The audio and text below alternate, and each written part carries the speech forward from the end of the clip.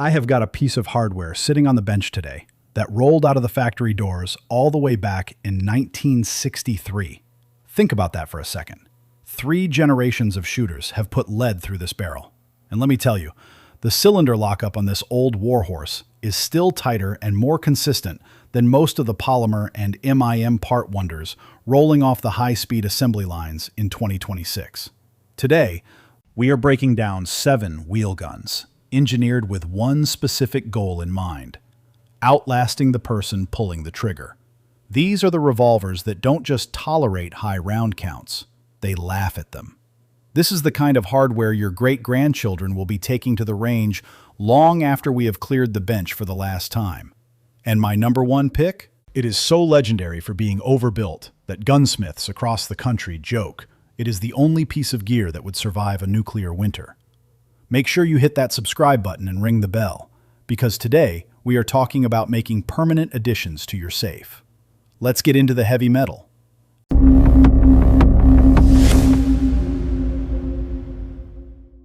Number 7. The Ruger Redhawk. Kicking things off at number 7 is the Ruger Redhawk. Now, back in 1979, the engineers over at Ruger got a very specific set of marching orders. Management told them to design a .44 Magnum revolver that could eat the hottest, nastiest handloads on the planet all day long and never, ever break. The answer was the Redhawk. This gun is so aggressively over-engineered that ammunition manufacturers actually had to go back and rewrite their warning labels. Just take a look at those cylinder walls. They are 40% thicker than the original industry specifications called for. The top strap on this frame is beefier than what you will find on most bolt-action rifle receivers. Ruger used a unique single-spring mechanism here that spreads the recoil stress across the entire steel frame, rather than focusing it on a single point. This is not just a strong gun, it is apocalypse-proof. You have got Alaskan guides out in the bush carrying Redhawks loaded with 340-grain hard-cast lead. We are talking about hand loaders pushing these things to pressures that would turn other guns into hand grenades. And yet, after 100,000 rounds of pure, unadulterated abuse, the timing is still dead on. Ruger didn't just build a .44 Magnum here. They built a portable artillery piece. Market check. 5.5-inch .44 Magnum, 900 to 1050 new. 7.5-inch Hunter model, 950 to 1100. Super Redhawk versions in .454 Casull, 1,000 to 1,200 bucks. Number 6. The Smith Wesson Model 19. At number 6, we have the legendary Smith Wesson Model 19. You cannot talk about this gun without mentioning Bill Jordan. He was a legendary Border Patrol gunfighter who walked into the Smith & Wesson offices with a mission. He wanted a K-frame .357 Magnum that was light enough for a lawman to carry on a duty belt for 12 hours, but strong enough to end a gunfight decisively. The Model 19 Combat Magnum was the result, and it completely redefined what a law enforcement sidearm could be. The genius here was the balance.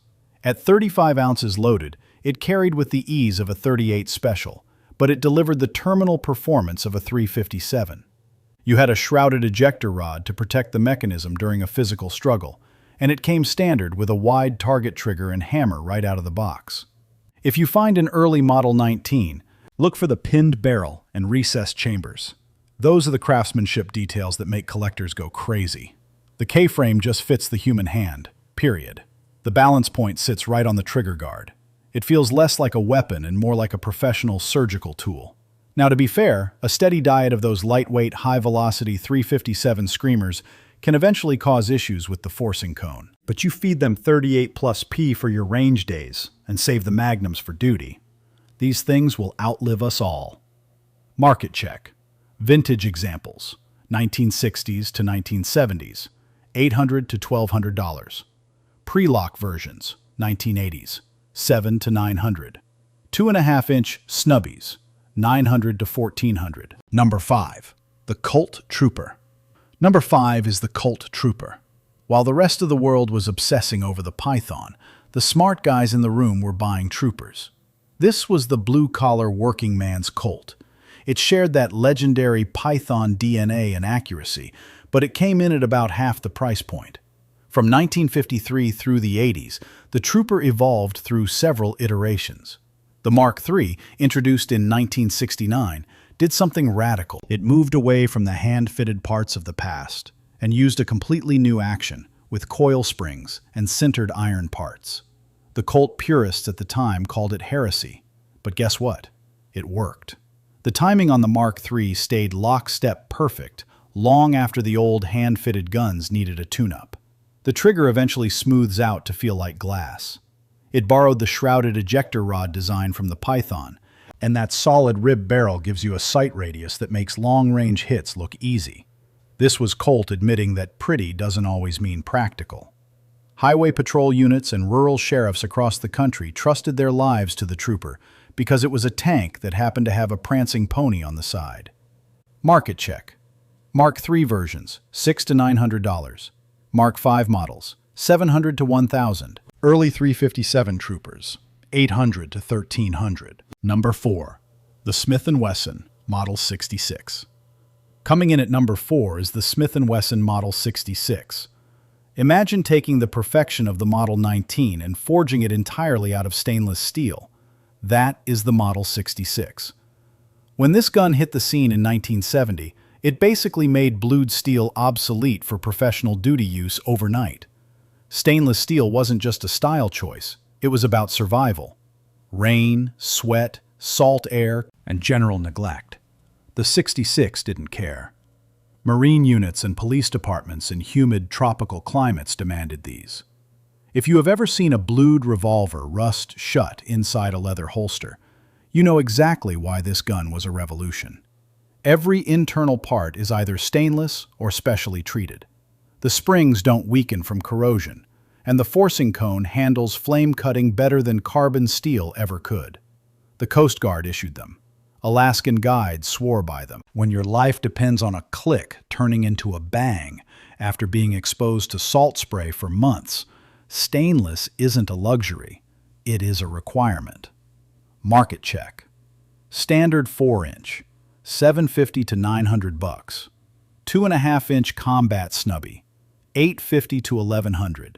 Performance Center tuned models, $1,000 to $1,300. Number 3. The Ruger GP100. Number 3 is a personal favorite for anyone who values durability above all else. The Ruger GP100. When Ruger phased out the Security 6 in 1985, people were worried. Then they saw the GP100, and they realized Ruger hadn't just replaced the old model, they had perfected the concept of a heavy-duty revolver. This is the .357 Magnum that simply refuses to acknowledge the existence of limits. It uses a triple locking cylinder. It locks at the front, the rear, and at the crane. There isn't another mass production revolver on the market that does that. The frame is solid steel with smaller windows to maintain structural integrity. The grip system uses a peg-style mount that will never shoot loose, no matter how much recoil you subject it to. Ruger's investment casting process creates a frame that is arguably stronger than forged steel because of the uniform heat treatment and hardness. I know competition shooters who put 50,000 rounds a year through their GP100s. You literally cannot shoot this gun loose. It just gets smoother the more you use it. Market check. 4-inch standard, $750 to $850. 6-inch target models, $800 to $950. Match champion versions, $900 to $1,100. Number 2. The Smith Wesson Model 29. At number 2, we have the heavy hitter, the Smith Wesson Model 29, the most powerful handgun in the world. When Clint Eastwood delivered that line in 1971, the Model 29 was already a legend among the Magnumitis crowd. But after Dirty Harry, it became a cultural icon. Underneath that Hollywood fame, however, is a masterpiece of engineering. The end frame was already a battle-proven design from decades of 44 Special and 45 ACP service. Stepping up to 44 Magnum meant Smith & Wesson had to utilize higher-grade steel and much tighter tolerances. Those recessed chambers and the pinned barrels on the early S-prefix guns are a sight to behold. Smith tested these prototypes with proof loads that would have turned a lesser gun into a fragmentation grenade. They perfected the heat treatment until the frames could handle pressures that seemed to defy the laws of physics at the time. Handgun hunters and silhouette shooters have used the Model 29 to knock down steel targets at 200 meters for decades. It isn't just a monster gun, it is a precision instrument. Market check. Pre-lock 4-inch, $1,200 to $1,800.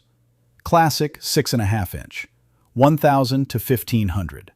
Nickel finish? Tack on another $200 to $400. Number 1. The Ruger Super Redhawk. But our number 1 spot isn't about Hollywood or history. It is about pure, unstoppable, mechanical function. This is a revolver so overbuilt that professional gun destroyers eventually gave up trying to break it. This is the wheel gun that makes every other firearm on this list look a little bit fragile. Behold, the Ruger Super Redhawk. When Ruger released this in 1987, they asked a simple question. What if we ignored every conventional limit? What if we built a handgun that could handle rifle pressures? Look at this frame. It extends out past the cylinder, creating a massive amount of steel to house the barrel and providing integral scope mounts machined right out of the solid block. There are no screws to vibrate loose, no bases to shift. The frame is the mount. The Super Redhawk uses dual springs that cannot bind, and the crane is thicker than the barrels on some smaller revolvers. Here is the absolute truth.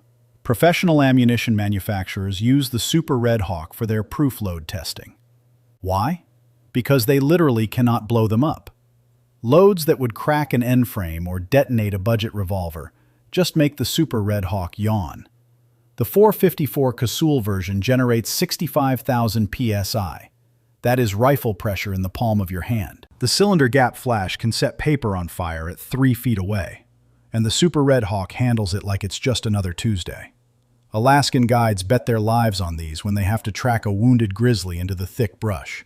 It will not fail. 200,000 rounds of full power loads? No problem. No end shake. No timing issues. It is an engineering marvel. Market check. Standard 44 Magnum, $950 to $1,100. 454. Casull versions, $1050 to $1,250. The Alaskan Snubby, $1,100 to $1,400, if you can find one. The Forever Gun.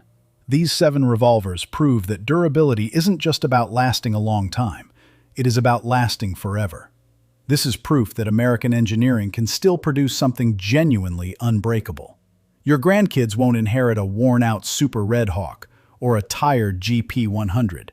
They will inherit a piece of history that is just getting broken in.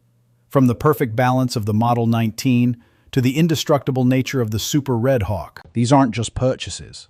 They are investments in permanence. Revolvers don't become obsolete, they become heirlooms. Tell me in the comments below, which one of these wheel guns are you leaving to your grandkids?